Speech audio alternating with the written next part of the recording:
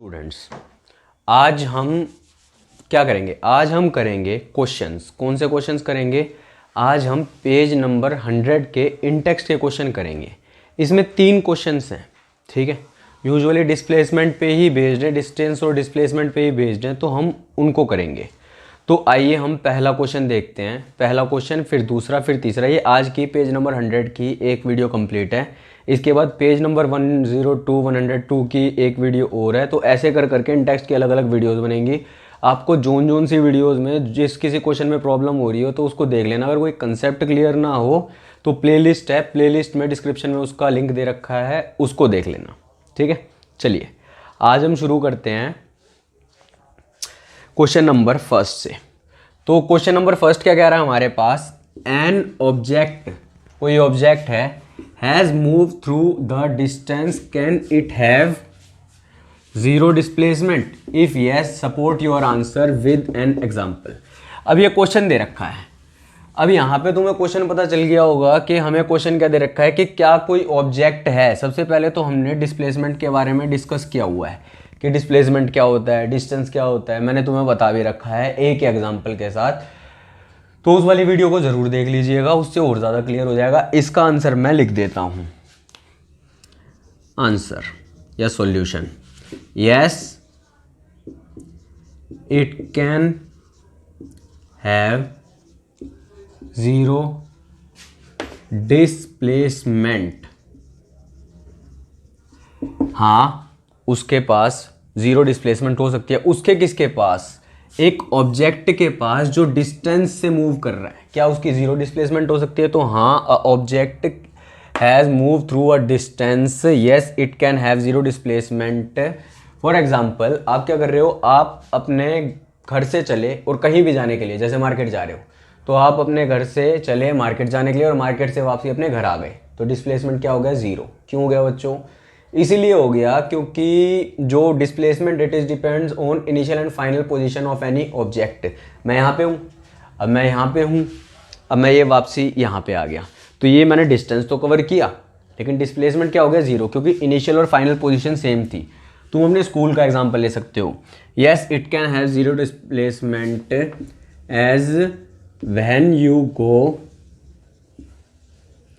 To school and come back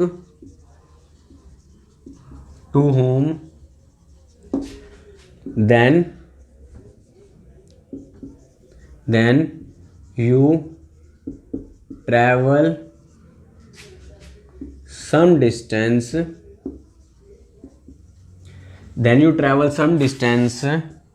but the displacement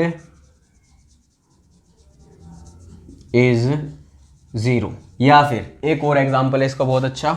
आपने क्या किया? आप किसी सर्कुलर मोशन में जा रहे हो, ये आप, तो यहाँ से आप स्टार्ट हुए, या आपने पूरा का पूरा चक्कर लगाया और यहाँ पे वापसी आ गए। तो ए पॉइंट क्या है? यही इनिशियल पॉइंट है,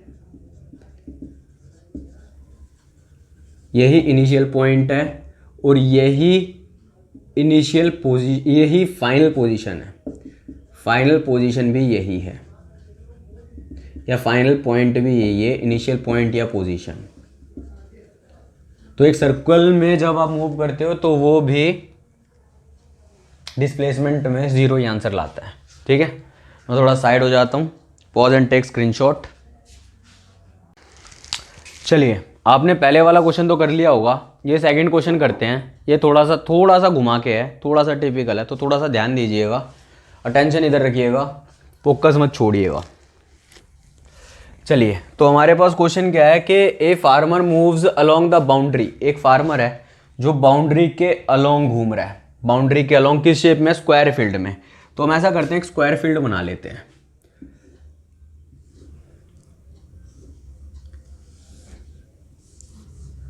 हमने क्या किया? एक स्क्वायर फील्ड बना ली। तो ये ए बी सी डी एक स्क्वायर फील्ड हो गई, ठीक है। स्क्वायर का क्या प्रॉपर्टी होती है? चारों साइड सेम होती हैं। तो एक स्क्वायर फील्ड हो गई। ये वाली लाइन थोड़ी सी टेढ़ी है, इसको सीधी कर लो। क्या हो गया? एक स्क्वायर फील्ड है, इन 40 सेकेंड। यानी वो हमारा जो किसान भाई है वो यहाँ से चलता है, यहाँ पे गया, यहाँ पे गया, यहाँ पे गया, यहाँ पे गया, तो वो अपने सेम पॉइंट पे, फॉर एग्जांपल उसका पॉइंट ए है तो वो यहाँ से चला है, वो अपने सेम पॉइंट पर वापसी आता है तो उसको कितना टाइम लगता है, उसको 40 सेकेंड्स लगते हैं। यानी यहाँ से शुरू करके और वापसी यहीं तक आने में उसको 40 सेकेंड लगते हैं। आगे क्या कह रहा है, what will be the magnitude to displacement of the farmer at the end of 2 minute 20 second. देखो थोड़ा सा घुमाने की कोशिश कर रहा है, थोड़ा सा, 2 मिनट और 20 सेकेंड, और यहाँ पे वो खेल किस में खेल रहा है, 40 सेकेंड में। यानी सेकेंड्स में खेल खेल रहा है तो पहले सेकेंड्स में चल लेते हैं, तो सेकेंड्स में कर लेते हैं। सेकेंड्स क्या है, 2 मिनट और 20 सेकेंड कन्वर्टेड इनटू सेकेंड्स। तो 2 मिनट में कितने सेकेंड, 1 मिनट में सर 60 सेकेंड, तो 2 मिनट में 120 सेकेंड में। और भाई दूसरी चीज़ क्या है, दूसरी है सर 20 सेकेंड। टोटल कितना हो गया, 40 सेकेंड, 140 सेकेंड। अब सर 140 सेकेंड तो हमारे पास आ गया। अब आगे क्या करेंगे, आगे कुछ नहीं करेंगे, आराम से चलेगी सारी चीज़ें, कोई दिक्कत नहीं है। हमें n निकालना है। n क्या है, नंबर ऑफ रेवोल्यूशंस मान लो, या फिर नंबर ऑफ टर्न्स मान लो, या नंबर ऑफ कितना उसने घूमा है, कितना चक्कर काटे हैं। तो n is the number of revolutions. n क्या हो गया, नंबर ऑफ रेवोल्यूशन हो गए, तो n का फॉर्मूला क्या हो गया, टोटल टाइम, जितने टाइम से वो चक्कर काट रहा हमारा भाई किसान भाई, और अपॉन में क्या आ गया, अपॉन में आ गया टाइम इन 1 रेवोल्यूशन। यानी एक चक्कर काटने में कितना टाइम लग रहा है और टोटल टाइम कितना लग रहा है, तो उससे हमारे टोटल आ जाएंगे कि कितने भाई ने कितने राउंड्स निकाले हैं, या नंबर ऑफ राउंड्स लिख सकते हो तुम अगर लिखना चाहो तो। यहाँ पे नंबर ऑफ, मैं दूसरे पेन से लिख देता हूँ, यहाँ पे नंबर ऑफ राउंड्स भी लिख सकते हो कि उसने कितने चक्कर लगाए हैं, ठीक है। तो यहाँ पे राउंड्स लिख लो तो भी कोई दिक्कत नहीं है। देखो भाई साइंस है, ज़्यादा इंग्लिश ना मांगती, हल्की फुल्की भी आए तो चल जाता है, एग्जाम मार्क की दिक्कत नहीं मानती। मेन होता है कंसेप्ट क्लियर होना चाहिए। तो यहाँ पे n की वैल्यू कितनी आ गई, n की वैल्यू आ गई हमारे पास 140 सेकेंड अपॉन में 40 सेकेंड, 140 सेकेंड अपॉन में 40, 0 से गया 0 और ये आया 2 और ये आ गया 7। अगर इसको फर्दर सॉल्व करोगे तो कितना आएगा, अगर इसको डिवाइड करते हो तो 3.5 आएगा, यानी 3.5 राउंड्स या रेवोल्यूशंस उसने कंप्लीट किए हैं, ठीक है। 3.5 सर 3.5 कैसे होगा, कोई बात नहीं, देख लेते हैं हम 3.5 कैसे होगा। देखो यहाँ से शुरू हुआ एक चक्कर, फिर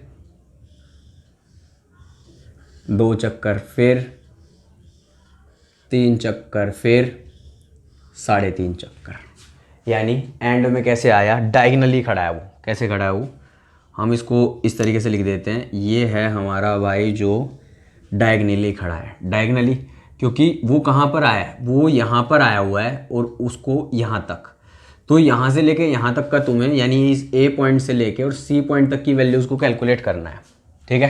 यानी डायगनली कैलकुलेट होगा। तो हमारे पास क्या निकालना है, हमें डिस्प्लेसमेंट निकालनी है। ये तो हमने राउंड्स निकाल लिए, राउंड से पता चल गया कि टोटल उसने कितना किया।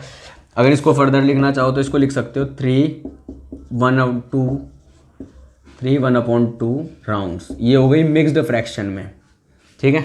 ऐसे भी लिख सकते हो, ये भी ठीक है, वो भी ठीक है, दोनों ही ठीक है, कोई दिक्कत नहीं है। इसके बाद जो हमारी आगे वैल्यूज़ आएंगी, वैल्यूज़ का पॉइंट लिख लेते हैं हम। तो डिस्प्लेसमेंट कितना दे रहा है वो, डिस्प्लेसमेंट दे रहा है भाई वो कितना है, AC is the displacement is AC। So now we have to calculate AC calculate करना हमें, ठीक है। तो AC की वैल्यू कितनी हो गई, AC की वैल्यू हो गई AC is equal to, AC क्या है बेटा, अगर ध्यान से देखो ना, इस फिगर को मैं इधर बना लेता हूँ, तो ये भाई किस तरीके की फिगर बन गई, ये बन गई कुछ इस तरीके की, ADC ऐसे मान लो, ADC हो गई, इस तरीके की फिगर बन गई। ये क्या आ गया, स्क्वायर की प्रॉपर्टी क्या होती है, उसके चारों एंगल 90 होते हैं, तो ये आ गया यहाँ पे लग जाएगी पाइथागोरस। क्या लग जाएगी? Pythagoras theorem. पाइथागोरस थ्योरम लग जाएगी। तो पाइथागोरस थ्योरम लगा देते हैं, यानी AC का स्क्वायर बराबर AD का स्क्वायर प्लस DC का स्क्वायर। AD का स्क्वायर कितना है? अब वो पता चल जाएगा AD का स्क्वायर कितना है। हमारे पास वैल्यूज़ में कुछ और भी चीज़ें दे रखी हैं। 10 मीटर की वैल्यू दे रखी है। स्क्वायर की साइड कितना है? 10 metre, 10 metre, 10 metre and 10 metre. ठीक है, तो पाइथागोरस लगाओगे तो यहाँ पे क्या वैल्यू आ जाएगी? AC का स्क्वायर। तो AC का square which will gives you 10 का स्क्वायर प्लस DC कितना है? DC भी सेम है, AD और DC। AD भी 10 और DC भी 10। तो 10 का स्क्वायर प्लस 10 का square which will gives you 100 plus 100। ठीक है, अब इसको फर्दर सॉल्व कर लेते हैं। तो AC का स्क्वायर क्या आ गया? 200। और छोटा सा ना एक ट्रिक देख लेना, स्क्वायर रूट बोथ साइड्स। तो दोनों साइड हम क्या कर देते हैं? दोनों साइड हम स्क्वायर रूट लगा देते हैं। ठीक है, अब ये आ गया AC, अब ये क्या आ गया? AC, और ये आ गया √2 इंटू 100, यानी √2 इंटू √100। तो ये कर लेते हैं 10√2 मीटर। 10√2 मीटर आ गया, यानी ये वैल्यू कितनी आ गई हमारे पास? कट पिटा के सारी वैल्यू सॉल्व कर कुरा के ये आ गई 10√2 मीटर, जो आ गई हमारी डायगोनल की वैल्यू हो गई। This is the displacement. Displacement समझ में आया? Shortage distance. अब वो बंदा यहाँ से ऐसे जाएगा और ऐसे जाएगा, तो ये शॉर्टेज डिस्टेंस है और ये ज़्यादा, ये 20 है और ये 10√2। अब सर 10√2 कितना होता है? तो मैं इसको, ये तुम्हारे अब इसका आंसर इतना ही है, मैं इसको फर्दर थोड़ा सा सॉल्व करके दिखा देता हूँ। 10√2 की वैल्यू कितनी होती है? 1.414, that is equal to 14.14 metre. यानी 20 मीटर बड़ा या 14.14 मीटर? तो 14.14 मीटर छोटा और 20 मीटर बड़ा, यानी ये हो गई डिस्प्लेसमेंट। साइड हो जाता हूँ, नोट कर लीजिए। Pause and take screenshot. हाँ, तो हमने इससे पहले जो क्वेश्चन नंबर 2 पढ़ा है वो इम्पोर्टेंट है, मैं वो बताना पिछले लिखना भूल गया हूँ। CBSE 2010 में आया हुआ है और ये वाला जो पोर्शन है ये भी CBSE 2010 में आया हुआ है। ठीक है, मैं साथ साथ ये भी बताता रहूँगा कौन सा इंपॉर्टेंट है कौन सा नहीं है, तो थोड़ा सा ध्यान से देखिएगा और स्किप मत करिएगा। चलिए देखिए, which of the following is true for displacement. इनमें से डिस्प्लेसमेंट के लिए कौन सा सही है? It can not be zero. Displacement मैंने बता रखा है, जीरो भी हो सकती है, पॉजिटिव भी हो सकती है, नेगेटिव भी हो सकती है, तो इट इज़ फॉल्स। ये फॉल्स है, ट्रू नहीं है। ठीक है, और अगर इसको देखना है तो डिस्क्रिप्शन में लिंक है, आई बटन। इसके बाद अगला, its magnitude is greater than the distance travelled by the object. ये भी मैंने बता रखा है, displacement can equal to distance, यानी डिस्प्लेसमेंट डिस्टेंस के इक्वल तो हो सकती है। जो डिस्प्लेसमेंट है वो डिस्टेंस के इक्वल तो हो सकती है, लेकिन डिस्प्लेसमेंट जो है can never be greater than distance. तो ये भी क्या हो गया भाई? ये भी हो गया फॉल्स। यानी ये दोनों ही स्टेटमेंट कैसी हैं? ये फॉल्स हैं, आइदर फॉल्स और no. It's a big NO, no. ठीक है, चलिए आज की हमने पेज नंबर 100 की हमने वीडियोस बना ली हैं। पेज नंबर 100 की हमने क्वेश्चंस भी देख लिए हैं। 3 क्वेश्चंस थे, वो मेन थे, इंपॉर्टेंट थे, वो तीनों क्वेश्चंस हमने देख लिए हैं। क्वेश्चन नंबर 2 और क्वेश्चन नंबर 3 तो CBSE 2010 में आया हुआ है। तो प्लीज़ मेरी वीडियो को लाइक, सब्सक्राइब, शेयर, कमेंट ज़रूर कीजिए। इसकी प्लेलिस्ट का डिस्क्रिप्शन लिंक में है। अगर इससे और भी रिलेटेड वीडियोस चाहिए तो मुझे बता दीजिएगा, कमेंट सेक्शन में बता दीजिएगा। इंस्टाग्राम पे मुझे फॉलो कीजिए, वो भी मैंने लिंक में दे रखा है। Thank you.